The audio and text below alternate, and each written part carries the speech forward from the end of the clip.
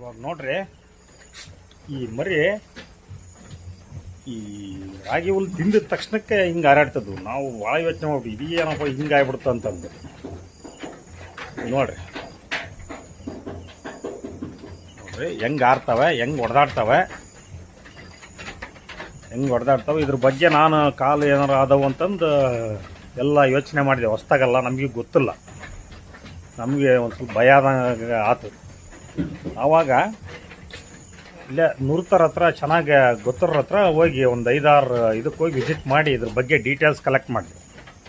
ಅವಾಗ ಅವ್ರು ಹೇಳಿದರು, ಎಂಥ ಫಾರಮ್ನಾಗರ ಆಗಲಿ ಇಲ್ಲ ಮನೆ ಕಟ್ಲಿಲ್ದವು ಮರಿ ಮಾತ್ರ ಸಾಯಂಕಾಲ ರಾತ್ರಿ 12 ಗಂಟೆ ಮಟ ಈ ಟೈಪ್ ಮಾಡ್ತವೆ. ಕೆಲವು 1 ತಾಸು ಮಾಡ್ತವೆ, ಕೆಲವು 1.5 ತಾಸು ಮಾಡ್ತವೆ ಅಂತಂದು ಸಂಪೂರ್ಣ ಮಾಹಿತಿ ಗೊತ್ತಾಯ್ತು. ಅವಾಗ ನಾನು ಅಂತಂದು ಸುಮ್ಮನೆ ನೋಡ್ರಿ, ಇದಕ್ಕೇನು ಯಾರ ಯೋಚನೆ ಮಾಡೋಂಥ ಅವಶ್ಯಕತೆ ಇಲ್ಲ. ಇವು ಸರ್ವೇ ಸಾಮಾನ್ಯ ಈ ಟೈಪ್ ಅಕ್ಕ.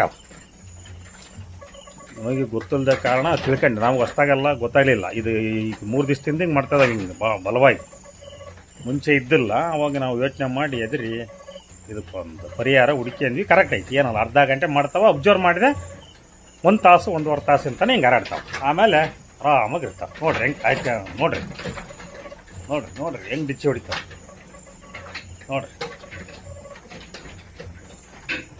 ಫುಲ್ಲು ಡಿಚ್ಚಿ ಹೊಡಿತಾವೆ. ಅದೊಂದು ಆರ್ತವೆ. ಇನ್ನೂ ಹತ್ರ ಹೋಗಿ ನೋಡ್ರಿ ಬೇಕಾರೆ ನೋಡ್ರಿ, ಫುಲ್ ಆರ್ತವೆ ನೋಡಿ.